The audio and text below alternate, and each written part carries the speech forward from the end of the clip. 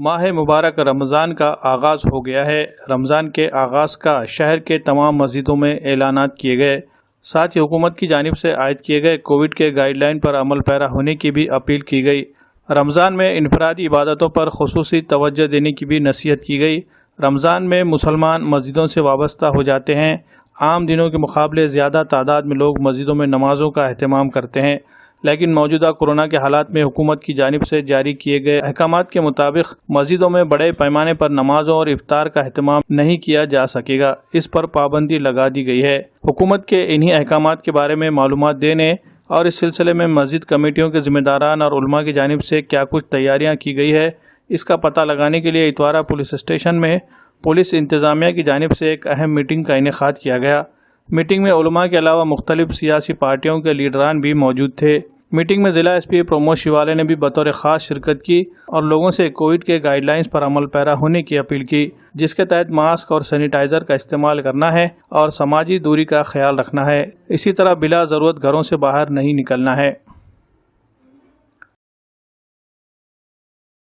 और ये जो पवित्र महीना है, इसमें भी जो गाइडलाइन है, उनकी भूमिका थी, वो जो लिमिटेशंस थे वो आप समझ गए और पूरे 100% आपने आपका फर्ज निभाया। ये आपका कार्य बिल्कुल सराहनीय है। आगे चल के सबको पता है कि आसपास या घर में या नजदीक में कोरोना पेशेंट है, आपके पास है तो बाया तो कर कीजिए। कितने लोगों के आसपास है? हमारे पुलिस महकमे की अगर बात की जाए तो मेरे पास लगभग 120 से ज़्यादा कर्मचारी अधिकारी आज कोरोना सध्या कोरोनाचा जो वाढता प्रकोप पाहता महाराष्ट्र शासनाकडनं काही गाईडलाईन्स आलेल्या आहेत। सर्व प्रकारचे धार्मिक स्थळं, सर्व प्रकारचे सामाजिक कार्यक्रम बंद करण्यात आलेले आहे। सध्या आपल्याला कल्पना आहे कलम 144 चालू आहे। 5 पेक्षा जास्त लोक एका ठिकाणी जमा होऊ शकत नाही। तर त्या दृष्टिकोनातूनच पोलीस विभागाच्या वतीने या गाईडलाईन्स काय आहे ते समजून सांगण्यासाठी आजची बैठक होती। इतोरा पोलीस स्टेशनच्या हद्दीत आगामी रमजान ह्या सणाच्या उत्सवाच्या दृष्टिकोनातून ही बैठक घेण्यात आली आणि उपस्थित शांतताप्रिय नागरिक सदस्य यांना आवाहन करण्यात आलं की मिशन ब्रेक द चेन आहे, त्याचं पालन करा। त्यातल्या गाईडलाईन्स तरतुदी काय त्या समजून सांगण्यात आल्या आणि सर्व उपस्थितांनी त्या मान्य केलेल्या आहेत।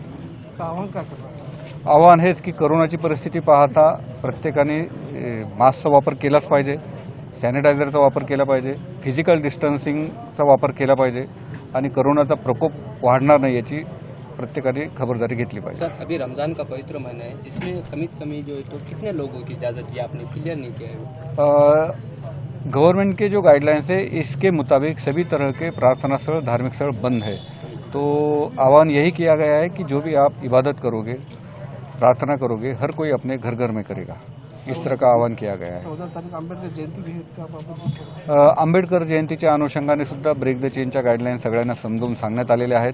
सर्व आयोजकांनी नांदेड जिल्ह्यात आणि शहरभरात ज्या मिरवणुका असतात त्या रद्द केलेल्या आहेत आणि शासनाच्या गाईडलाईन्सप्रमाणे ज्या सूचना आणि तरतुदी आहेत त्या समजून सांगण्यात आलेल्या आहेत। सर्व संबंधितांनी ते पालन करण्याचं शब्द दिलेला आहे।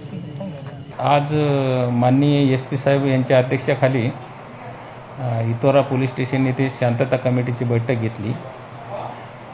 आगामी 14 एप्रिलला आंबेडकर जयंती आहे, रमजानचा महिना आहे, 21 तारखेला रामनवमी आहे, 13 तारखेला गुढीपाडवा आहे। याच्या अनुषंगाने इतोऱ्यात पोलीस स्टेशन हद्दीमध्ये इतोरामधले जे प्रतिष्ठित नागरिक आहेत, नगरसेवक आहेत, जे प्रतिष्ठित व्यक्ती आहेत त्यांच्या बोलून पोलीस स्टेशनला आम्ही बैठक घेऊन जे कोरोनाचे शासनाचे नियम आहेत, कलेक्टर साहेबाचे आदेश आहेत, त्याच्या अनुषंगानं आम्ही त्यांना सर्वांना समजून सांगितलं आणि कोरोनाची महामारी ही बिमारी वाढत असल्यामुळं कोणत्याही सामाजिक कार्याला परवानगी नाही हे सर्वत्र आम्ही त्यांना आवर्जून सांगितलेलं आहे। मी सर्व जनतेला हेच आवाहन करतो की दिवसेंदिवस कोरोनाचे पेशंट वाढत आहेत आणि मृत्यूंचे प्रमाणसुद्धा जास्त वाढत आहे।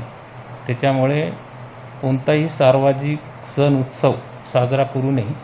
करायचा असल्यास आपण आपल्या घरामध्ये सण उत्सव साजरा करावा।